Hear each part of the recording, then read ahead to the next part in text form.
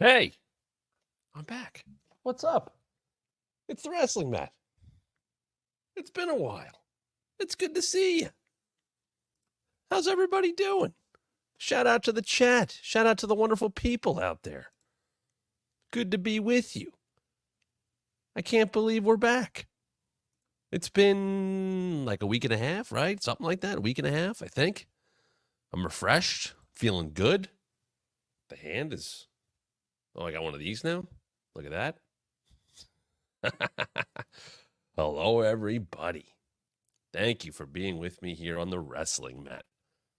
Hand's better. Ring on finger. So I'm married and I'm getting stitches out today. It's going to be a good day. It's going to be a good day to be back with you. Shout out to B-May. Welcome back indeed. I hope everything went well. It was delightful. What a time. Had a wonderful time getting married, spending it with family and friends. Had a wonderful time on my honeymoon.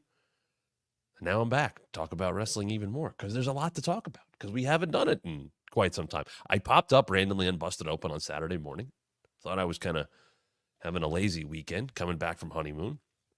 I got a call. Somebody's internet wasn't working and you got to go to the bullpen sometimes. Hey, I was supposed to bust it open the day I hurt my hand. Somebody went to the bullpen. I come in, did the show with Mark Henry, kind of got me back into the flow of things. I'm doing Busted Open after dark tonight, after Raw tonight, and a lot to jump right back into. Obviously, I got to see Halloween Havoc. We're going to get into that from last night.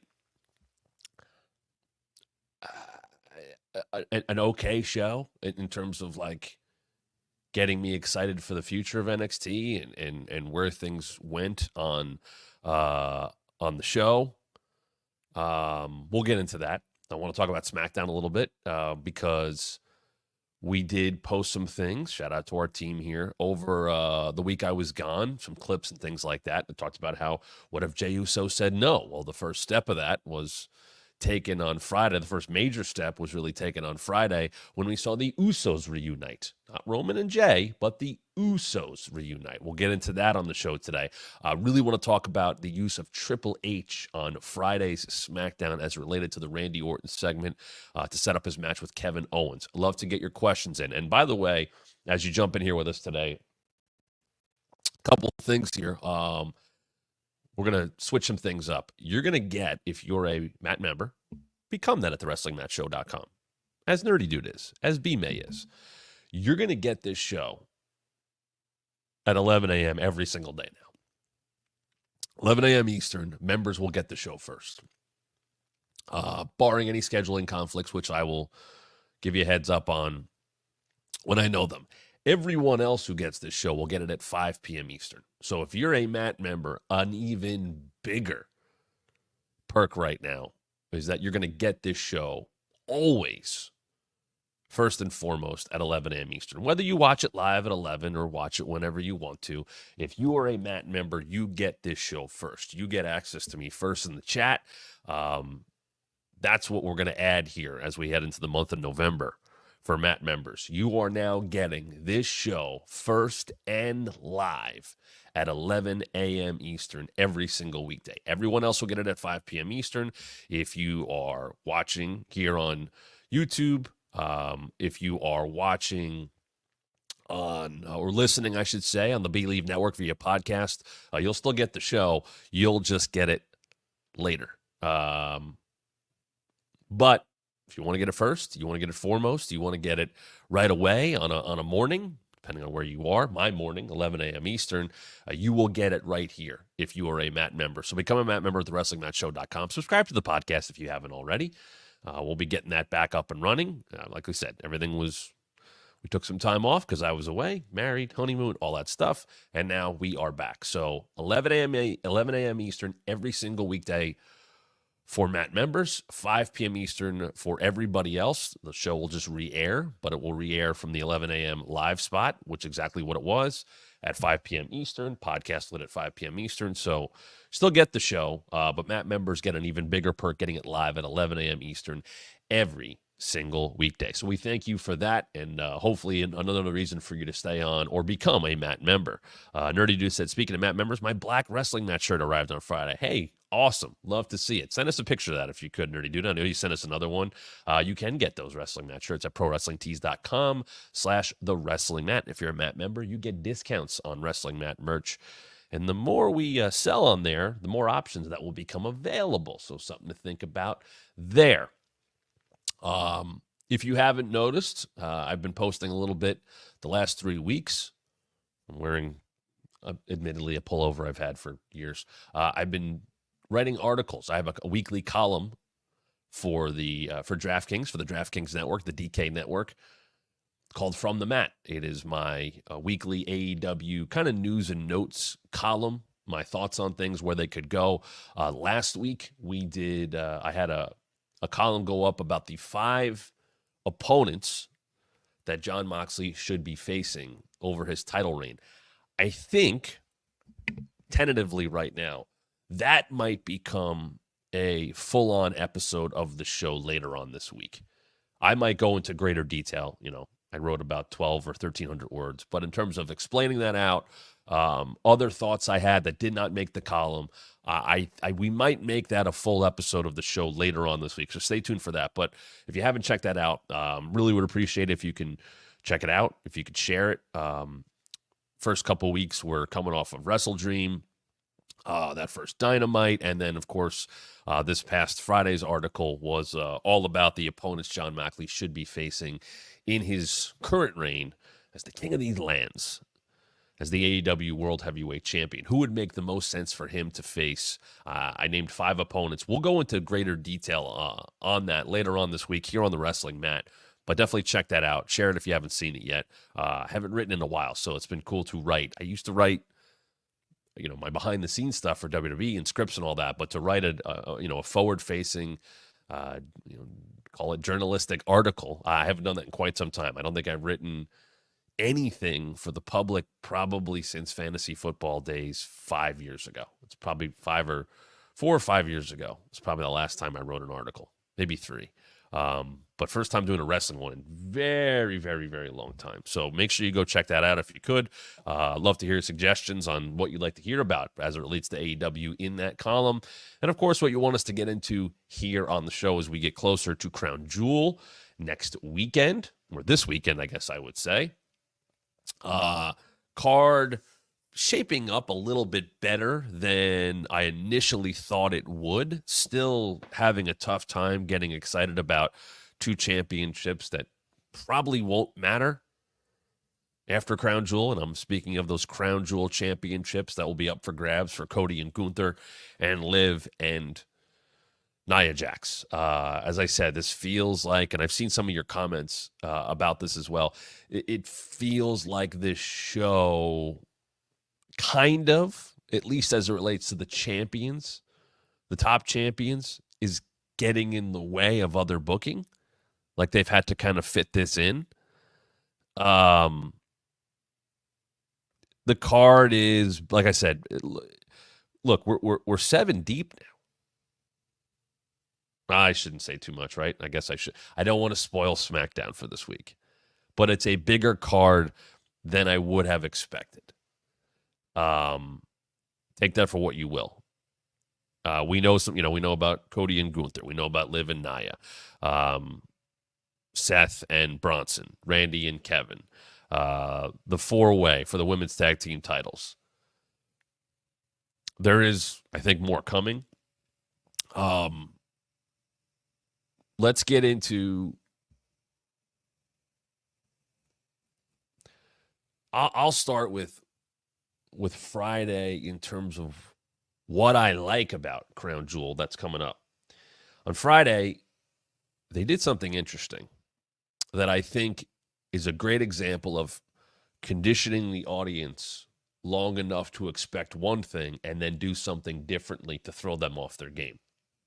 So as we've known since the new 6 months now, 7 months now, 10 months now, excuse me, since the new regime took over in terms of production, the end of Kevin Dunn's run and all that, and Lee Fitting and all everything that WWE's done, we have seen a lot of different looks in terms of how the TV shows are presented,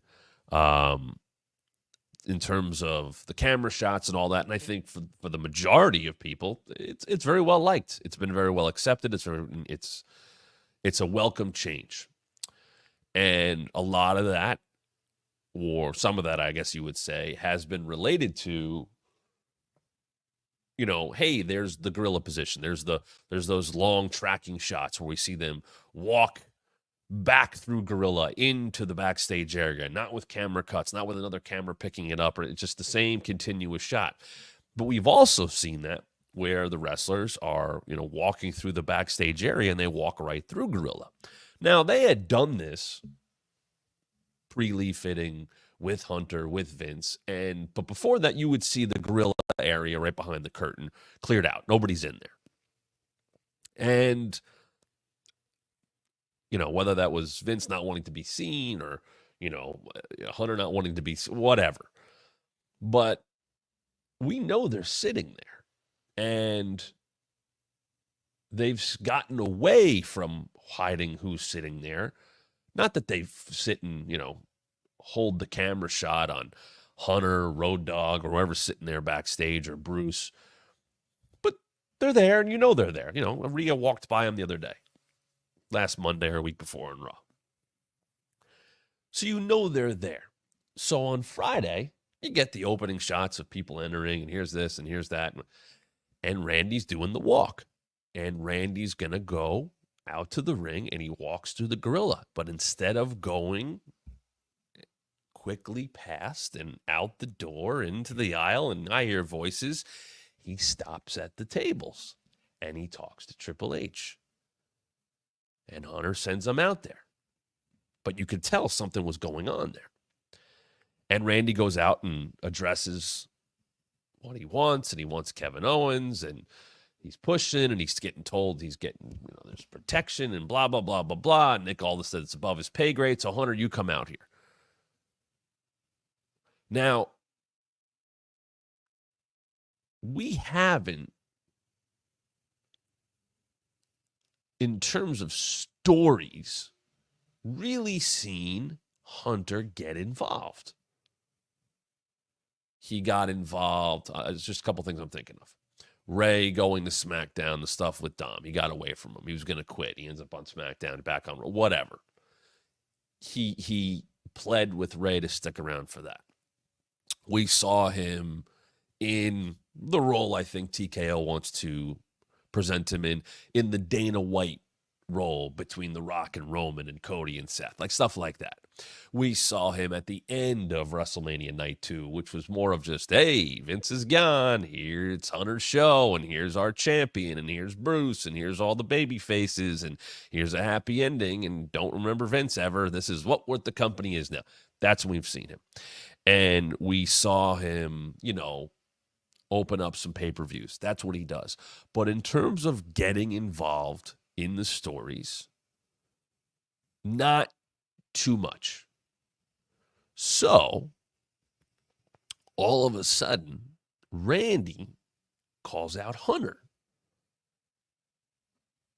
And they have since posted on social, obviously all part of the story. They got the social person watching Hunter at Gorilla as Randy's talking. He's got his glasses on, and Randy calls him out. And you see Hunter take his glass off, take his headset off, and, okay, I'll go talk to him. And they end up having something that I think would catch your eye. I said this to Mark Henry on Busted Open on Saturday morning. Because you haven't seen Hunter in stories that often, I thought using him the way they did on Friday with Randy in relation to the Kevin stuff was very good. Here's another thing. And this is when I always talk to you guys about how I look at things from an analyst standpoint of view, from a talent standpoint of view, from being in the business, and then from a fan standpoint of view. From a fan standpoint of view, and you guys tell me what you felt about this, because I'm seeing some agreement and some enjoyment of what they did on Friday. And leave this in the comments, wherever. Hit us up on social media at WrestlingMatt23 at the Matt Camp. Just here's this alone. Did you expect to turn on WWE programming in October of 2024 and see Triple H and Randy Orton standing across from each other in the ring? Because I didn't. And to me, from a fan perspective, that's eye-catching. Hey, wait, what's going on here? Randy, I know their history, good and bad. Randy Orton and Triple H opening SmackDown, I'm going to guess for the overall fan who is tuning into SmackDown, you see that and go, whoa, whoa, whoa, whoa, whoa, whoa, whoa. What's going on here? It is intriguing to see Hunter and Randy from a fan point of view. No, I've seen it a million times before, and I get that. This is where I try to make sure I look at it through the right lens. That's a big deal to the majority of WWE fans. If you guys, I've seen it before. I've seen Legacy. I've seen Evolution. I've seen them fight. I saw WrestleMania 25. But in October of 2024, seeing them in the ring at the same time with some tension, it added to it. Because this story has been about, initially presented, Kevin Owens being fairly justified in being pissed off that Cody Rhodes is tagging with Roman Reigns and Randy Orton is trying to be the peacemaker. Randy not taking Kevin's side and Kevin just losing his mind. And I love that Kevin on SmackDown a couple of weeks ago basically hijacked the show. And it added this layer that I think we need to jump into, because initially it came across as if Kevin was mad and angry and is probably losing his mind. As I've talked about so many times, he has been the main opponent of the Bloodline. Every iteration of it. He's been the constant. Some people have been with him. Some people have been against him. Sides have changed, all that stuff. But he can't get away from it. And he backed Cody Rhodes last year. And he tried to back Cody Rhodes since then. And he has. And then after all that, Cody tags with Roman. He's like, what the hell, dude? And that is enough of a story. And I've said I've been intrigued by that, by this version of Kevin, by his character being known for having the long memory. But now it feels like they are adding a layer to it. Because Kevin has insinuated they don't want me to do this, like referring to the company. They don't want me to talk about this. They didn't want me in the building. You know, the altercation between Kevin and Cody at Bad Blood was never posted on WWE socials. It was addressed in a tweet by Triple H. And at the time I went, okay, they're just playing into it and whatever. But now I read that tweet and the action since then differently, because I think what they're trying to get across is that Cody is the golden boy. Cody is the guy. Cody is the cash cow. And Kevin is not. And Hunter talking to Randy on Friday was a similar sentiment in that the company is looking out for their assets. And basically, Randy's getting told by Triple H, I'm protecting you. And Randy Orton is not going to want protection from anybody as a proud, currently, babyface, but as a proud legend, as a proud wrestler. If he wants protection, he'll go create a new stable or something like that. Randy Orton wants to beat up Kevin Owens, as he should. And Hunter's saying, no, you were out for a long time. I don't want you back on the shelf. I don't want you injured again. I know what Kevin's doing right now. I see his mindset. I don't want you to get hurt again. I don't want the company to lose you again. And now we get into Hunter being the chief content officer, whatever that title, and chief creative, the guy in terms of running the wrestling stuff, protecting his brand, protecting his show. He's done it with Cody. He's doing it with Randy. Now, Randy brings up everything he needs to bring up and blah, blah, blah. And you know what I've done. You know my career. And I'm not talking to Paul here. I'm talking to Triple H. And, of course, Triple H gets it, makes the match. But what they've now done is you have created this narrative, which is certainly true in a way, that we know Cody is box office. We know Cody is money. We don't need anybody going rogue on the guy.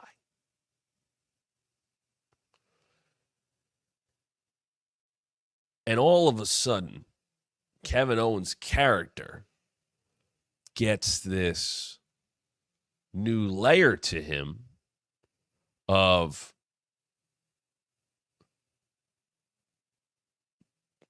in addition to being mad at Cody, in addition to being mad at Randy, he's the one that is going to cause chaos that Triple H and company are worried about. And in a way, it is putting Kevin Owens over more. It is acknowledging what he is capable of in this mindset over his career. Remember,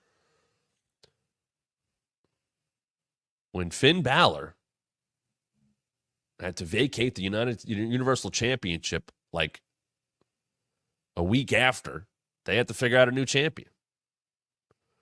They did that four-way, and what happened? Pedigree, Kevin wins. Kevin's Universal Champion. And when they did all that, Hunter endorsed Kevin. Everybody knows the history. Hunter brought Kevin into the company, into NXT, knows what he's capable. That's the point. Hunter knows what Kevin is capable of. but he doesn't want that to mess with his show. He doesn't want that to mess with his stars. And that's where you're getting Kevin kind of hinting at that. They didn't want to show this. They didn't want me to do this. And I have seen some people bring it up on Twitter. There are a little bit of similarities connected to what Kevin did in Ring of Honor with Jim Cornette and the lawyers and all that. You're not going to take over this company. There are some tinges of that.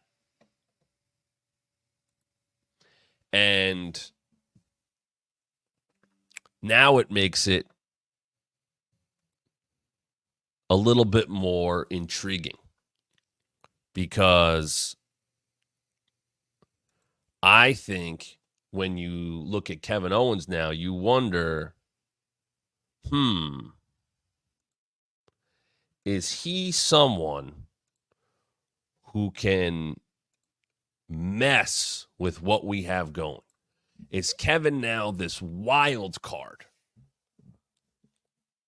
that we have to worry about? It's not just about him being upset with Cody. Now it's about, hey, wait a minute. If Kevin Owens, who we know is dangerous, is upset, we need to make sure he doesn't cause any irreparable harm. There's almost this feeling, and we'll see if they go there. WWE wants Roman Reigns and Cody Rhodes doing things together. They want the bloodline and Cody and Roman to battle. They want all those things. They know it's box office. But they don't want Kevin to mess with things. And it's almost showing him this sign of respect of, we know what you're capable of. So we're going to get Randy Orton and Kevin Owens at Crown Jewel, which right away to me becomes the most intriguing match on the show. We're going to get that. That is happening.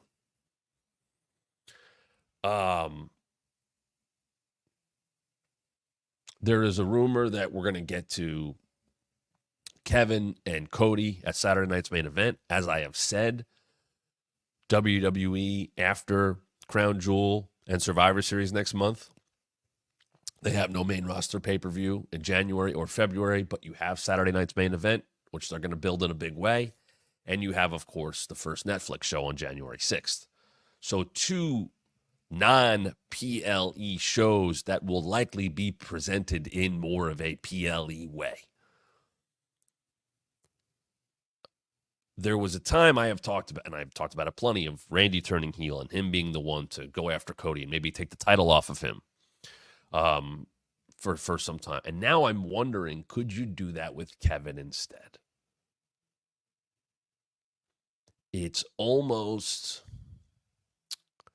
the heel version of the Yes Movement. Kevin can talk about Cody, and Roman, and The Rock, and the Bloodline. I almost want Kevin to go up to Triple H and go, you like all of this. You know that made you a bunch of money. You know that put you in the spot that you're in now. You're riding that wave. Why don't you trust me? Why are you worried about me? You've seen what those guys have done for the last 3.5 years to this company, the last 4 years, that entire family. Now they're fighting each other. You're okay with that now? But you got an issue with me? What are you worried about? Why am I a concern? Why didn't you stop them the last 3.5 years? And there is certainly that element of him telling the truth. What's wrong? I don't look the right way for you? I'm not pretty enough to be on the posters? I don't wear a suit. I don't wear a 3-piece suit. I don't do all your media for you. You're mad I sit in the car and do media? I'm a fighter. My job is to fight. And if that means fighting your golden boy, fighting your champion, fighting your legend killer, then I'll do that. Why would you want to stop that? Too dangerous? too out of control? Is that what I am? Am I not marketable enough?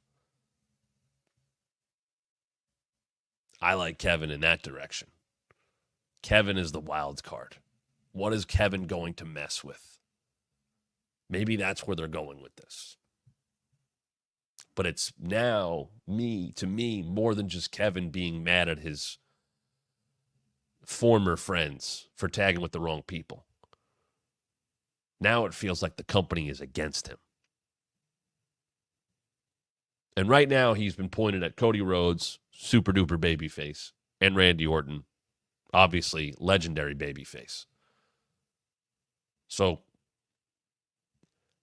Kevin is kind of a heel based on who he's pointed at. But I could see a groundswell of support for Kevin come out of this. And yet again, WWE has another new big card to play. Rock Roman, Rock Cody, Roman Cody.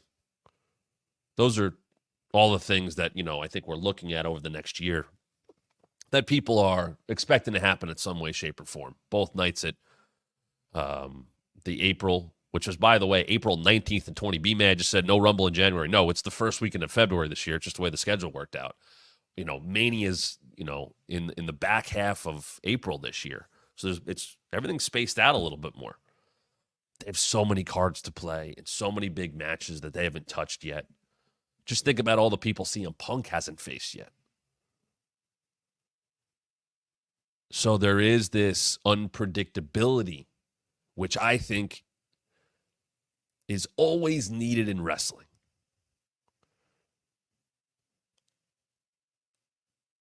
Everybody thought Cody was beating Roman last year at WrestleMania.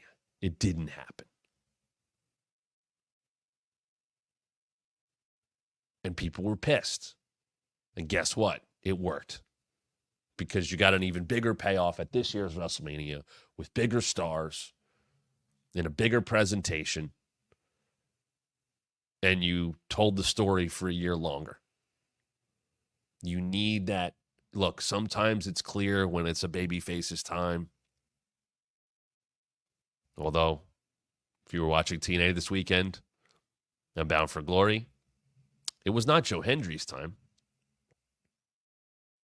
There's a lot going on. They didn't go with him. They did not pull the trigger this weekend. I think people expected him to win. He didn't. If that's unpredictable, okay. Is it unpredictable for the right reason? We're going to let that one play out. I didn't love it. I would have gone with him. But if you've watched TNA for the last 20 years, what we saw at the end of Bound for Glory is something we have seen before. For better or for worse, we will see. But you need that level of unpredictability. I don't think Halloween Havoc had that unpredictability last night. Dirty Dude asked about that. Didn't think there was a chance in hell of Trick losing. Didn't think there was a chance in hell of Tony D'Angelo losing. Really didn't think Stephanie and Julia were in the spot to take a loss.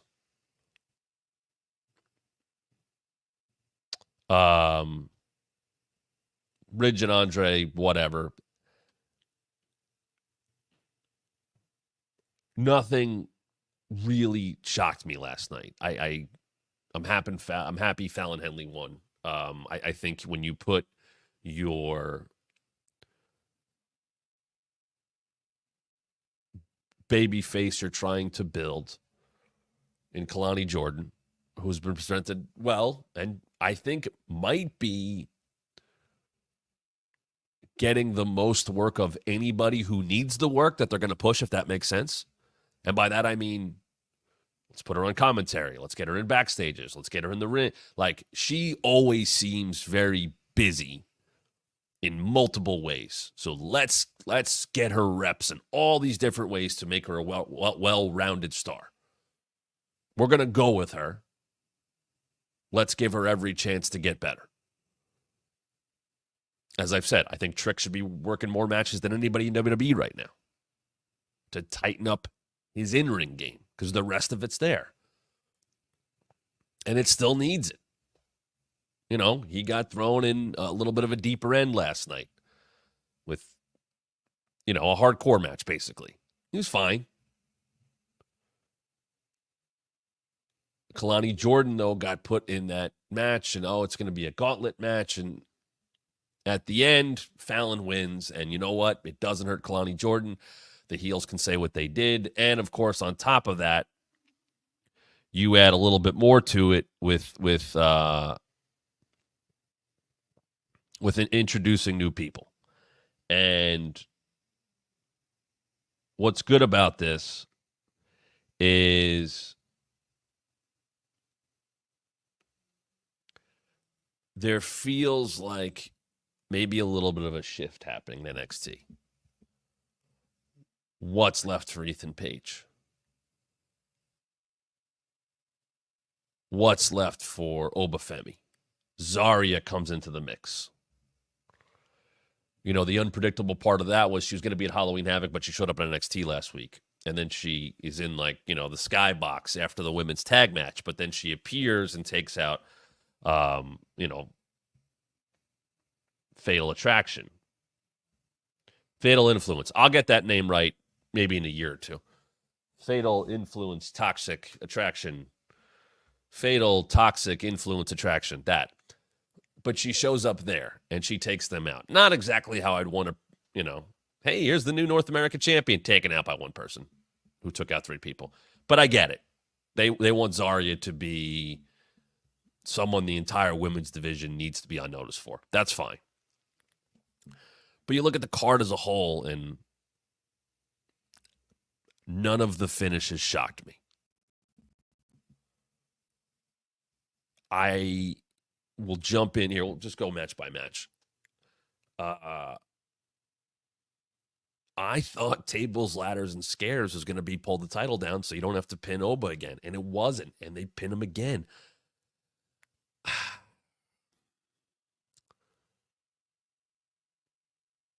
You needed 4 people to beat 1. But you needed 4 baby faces to beat 1 heel. And I know they're protecting Oba. And I get that. And there's this feeling of, they all got their retribution. They all challenged him to matches. He whooped their ass. Luca, Stax, you know, sure, he said what he said to Riz and all that. But, like, did Oba really do anything wrong other than just be a dominant, bad mother effer? Not really. And 4 people had to beat him. Sure, protects Oba, but it's kind of like, the family sticks together, they're baby faces, and it's like, that's not a baby face champion. He had to overcome all this stuff. So he does, and he's 3 seconds better than Oba to win the North American Championship. And then they do the rematch, and he needs everybody's help to beat Oba. So that's great. The family's tight. I get that. We know that already. But even if the match was fun, it's kind of like, so Tony did all that training and stuff, and then the second match he has after all that, he needs all that help to win as a babyface. I mean, if the people are with it, the people are with it. The dynamics of that are off. Now, if you want to look at it from Oba's side, listen, it took 4 people to beat him. Tony was 3 seconds better than the first time. He needed this, and this, whatever. I don't know. I don't know. It was better for Oba than Tony, if that makes sense. It did more for Oba in a loss than it did for Tony in a win. I get people like the D'Angelo family. I get it. I like them. They entertain me. It just, all of the dynamics of this have felt off. Stephanie and Julia. Stephanie Vaquer is, I don't know if seen one show up in WWE and be that smooth and that good that quickly. To have, let's be honest, a little buzz, not a lot of buzz. You know, she got a little juice of, like, she popped up in CMLL alongside AEW wrestlers or whatever it was in New Japan, and people kind of saw her for the first time, like, you know, last year. Was like, hey, who's she? They got to grab her. And then we see her around a little bit more, and they book her at Forbidden Door with Mercedes, and they have a very good match. And then she gets signed.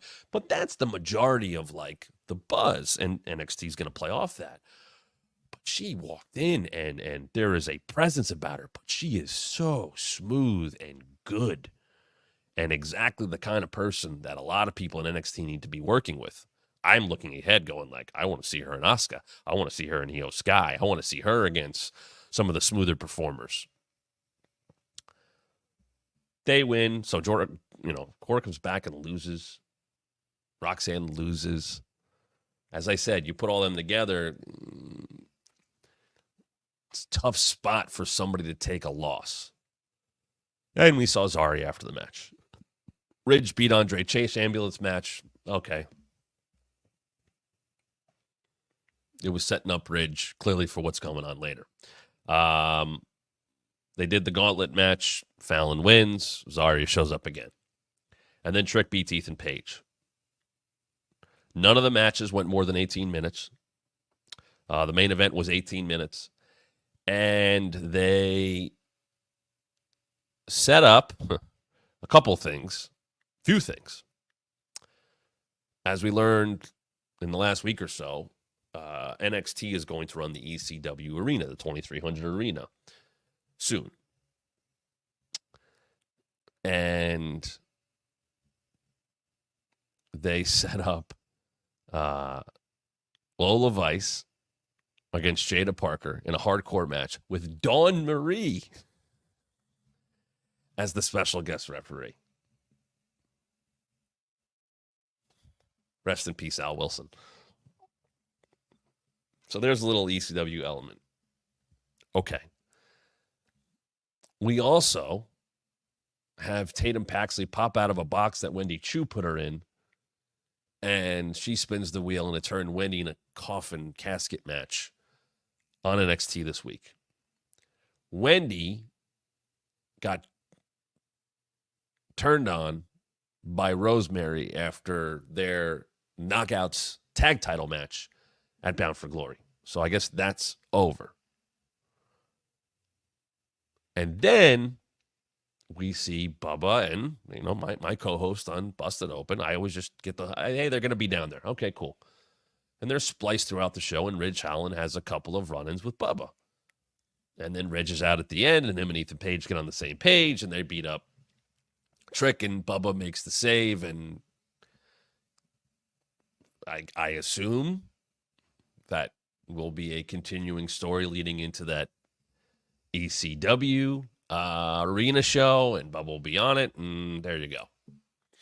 I look at it in a way of let's keep rubbing up important people with our babyface champ. CM Punk, Jey Uso, Bubba Dudley. It's all to put Trick in those spots. And that's fine.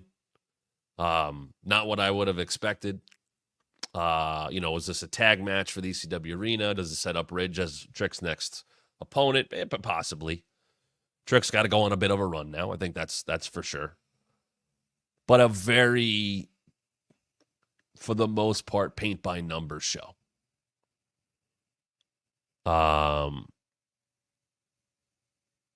Nerdy dude, when I watched that match between Stephanie and Julia versus Roxanne and Cora, it felt like Cora isn't up to speed. What are your thoughts? I wouldn't be surprised at that at all. It happens to everyone. I think Cora is fine. I know the company thinks a lot of her and has, and Sean does. Excuse me. But she was absolutely the fourth best person in that match. I would say Cora Jade at her best would be the fourth best person in that match. But she's been out of the ring for a while. And then she gets in there with Roxanne, who's always working and is solid. And obviously Stephanie and Julia are great, Stephanie especially. So, yeah, you're throwing Cora back in there. She's a little bit more under the microscope in terms of where her work is at and maybe where her cardio is at. And, it's tough. It happens. It's not that you can't, unless you're in there, in the atmosphere of a live crowd, or you can run all the ropes you want. You can do all the drills you want. You can have all of the practice, let's roll around in their matches you want. It's not that you ask anybody. It's not the same as getting out there and doing it. It's a different level of adrenaline and feeling, and you go to 10 instead of, I'm behind this. You're not, it's just not the same. So, yeah, she's going to need some time. And that's okay. She's more character-based anyway, I think, for the most part. So, sure. Was she a little behind last night? Perhaps she was. But that'll come. And, Bailey went through that. A lot of people go through that. Triple H went through that when he came back from his quad. It takes time. You come back from a major injury, you're more worried about getting that injury rehabbed. This happens. I covered the NFL for years. Guys would get hurt in the offseason, and the whole offseason is spent rehabbing and getting back into shape, not improving your skills as much, not practicing as much. You just want to get back to the physical shape you need to be in to perform. Doesn't mean you're performing at your highest level. You got to get that wind back. You got to get those reps back. You got to knock that rust off. It's going to take some time. It's probably going to take some time with Cora. When people come back from major injuries and they've been out of the ring, you're worried about the injury, and then you're worried about getting back to the place you need to be. And that will take some time. I want to move back over to SmackDown. We posted a video in the last week about my thoughts of what if Jay said no. No, I won't be on your side, Roman. No, I won't be on your side, Jimmy. And I thought I made a pretty fair argument about that.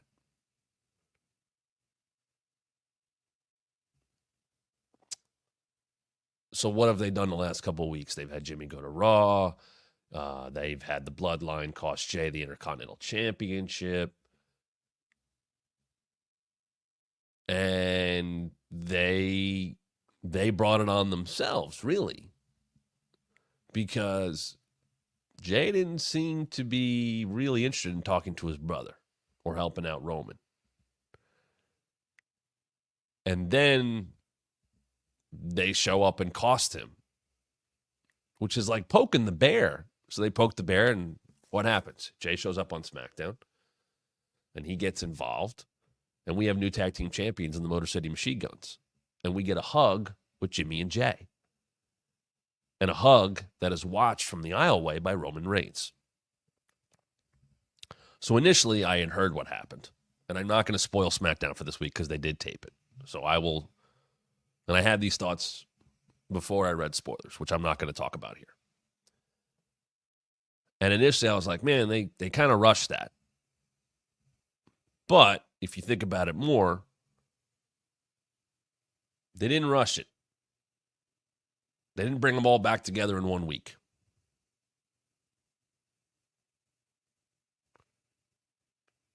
Jay showed up to mess with the guys who messed with him. The current iteration of the Bloodline. But he came to back up his brother, not to back up Roman Reigns. And that is important because we are still a month away from Survivor Series. Now, there could be a match at Crown Jewel that happens before then. That's a possibility. But you had Roman give that look, and Roman with the no yeet. Jimmy and Jay, when you look at their timeline of events, right? They had that Bloodline Civil War match, and Jay pins Roman. And then Jay gets the title shot at SummerSlam last year, and Jimmy costs him. And there was that weird, like, well, why is he going back against him? Blah, blah, blah. You shouldn't have done. And Jimmy was in that weird, like, purgatory where he was kind of the loser of the two. And then they kind of went backwards with Jimmy and Jay at WrestleMania. And it was just like, Jay's past this. That's been my whole thing. Jay was past it. When they took him to Raw and Cody brought him over, like, started to do his own thing, and they almost dragged him back into with Jimmy because, like, we have to have this match. And as we saw, it didn't work. I don't want to say it set Jay back, but it kind of paused his momentum. Brother versus brother at WrestleMania paused the momentum, and then he started to get it back. And we see where he's at now. And I don't have a problem. I mean, it was, once again, a little predictable to have the Bloodline cost him the IC Championship, and it's back on Braun Breaker. But they wanted to get, the old Bloodline, start to get them back together. So on Friday, it got a big pop. There's no doubt about that. Now, a few things happen as a result. You put Jimmy and Jay back together. You have Roman look. You still have that to play with. It's what I've been saying all along. Roman has to give Jay credit. He has to stare him in the eye and say, I'm proud of you. Look what you did. Look what you did without us. Now, the old Roman, and maybe this will happen because you don't want them to come back together so easily right away, might say, I'm glad what I taught you helped you. And that's where Jay's got to come off and go, you don't get credit for this. Yeah, I watched everything you did. But everything you did, you needed us. We were always there to back you up.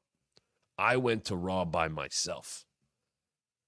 I had to fight opponents that you created for this family during your championship reign. I had to go take care of that on my own. Yeah, Sammy's still with me. Yeah, Cody was by my side.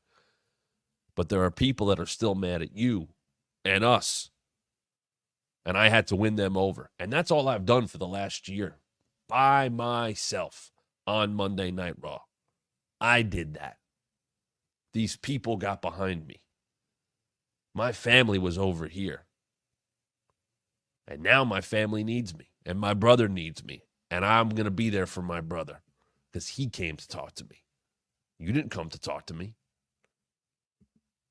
You sent him.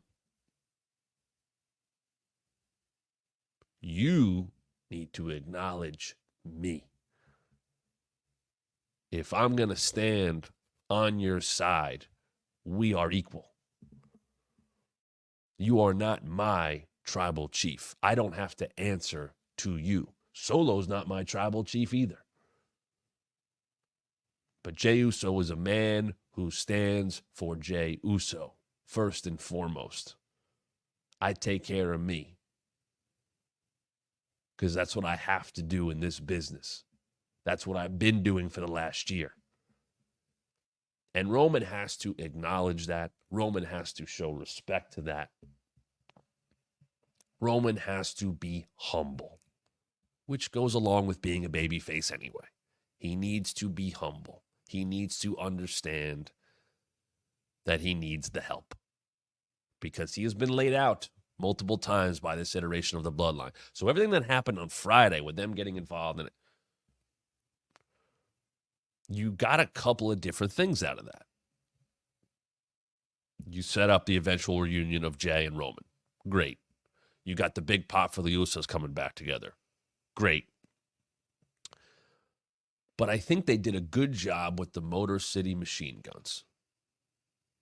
Because you can look and go, oh, they just showed up on their background and Bloodline stuff. And however, think about how the Machine Guns have been presented to the WWE audience in their first two appearances, besides the vignettes that have run. Last week, they win. They get this number one contenders match. They're facing DIY, a very similar team. Nobody expected them to challenge for the tag titles on Friday, but they win the match, and we get right into all of it. So now, 2 shows, 2 appearances, 2 matches, 2 wins. And the number one contenders to the Bloodline's tag team titles. And then they do the match. Nick Aldis comes out, and Solo, and Here we go. And you make that the main event. And while you know the bloodline's going to get involved because that's what they do, you also get Roman and Jimmy, and then eventually Jay. And the Machine Guns win. So now you have put the Machine Guns in the same spotlight as the biggest story in the company. And I think it would be fair and easy to say, hey, wow, they won with outside interference. But yeah, but they also won 2 matches in one night. And they won 3 matches in 2 weeks. And I think that's an important part that we have to focus on. Because it wasn't just about, well, the bloodline, Roman and Jay or Jimmy helped them win. No, they had to win 2 matches in 2 nights, in one night, back to back. So you've now presented them as, wow, these guys can do anything. Because they had to deal with bloodline stuff.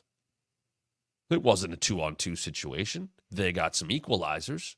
And then those equalizers were able to spin that off into what they were doing with Jimmy and Jay and Roman from the aisle. So you gave the Machine Guns a big spotlight, 3 big wins. I would not have expected Bloodline to lose anything between now and Survivor Series. But now you've had both sides of this OG versus original Bloodline cost each other championships. So the gold's out of the way, which is probably a good thing. Not about the WWE title. While Roman wants that, he's got other things to handle. It's not about the IC title. The Bloodline cost Jay that. It's not about the tag titles. Jay cost the Bloodline that. It's about the now new civil war of what's going on here. But there's one thing I do want to bring up. A lot of this is about Roman and The Rock and the main event level matches we can get out of this. I don't know what happens to Jay and Jimmy as the Usos after this all ends. If it's next month, let's say, at Survivor Series. Does Jay go back to Raw by himself? That's a question. If Rock is the one pulling the strings, where does that leave Solo Sikoa, and where does that leave Jacob Fatu? I, like many of you, was not on board with the Solo-led version of the Bloodline for quite some time. Adding Jacob Fatu to the group has given them a hell of a lot more credibility, and they have been booked stronger. And admittedly, in the last month, I think Solo is starting to come into his own as a character in terms of how he's presenting himself and how he speaks and all that. Though we saw more of that on display on Friday. What does his next 6 months look like? Because there is something in Solo. There has been something in Solo. I've seen it going back to NXT. The company clearly saw it. Did he have an easier way to get plugged into things because of who he is? Yes, but he has come through on that.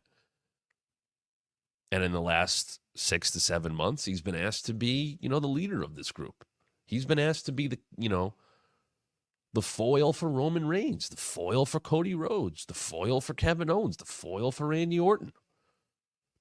That's not an easy spot.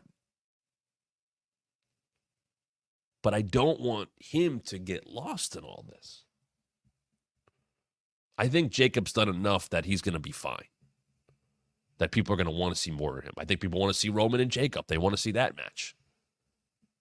So you have that. I just wonder where this leaves Solo. If Rock's the one that's the puppet master. Mark Henry said to me the other day, what if Solo gets fed up? What if he's just a pawn and he ends up back with Roman?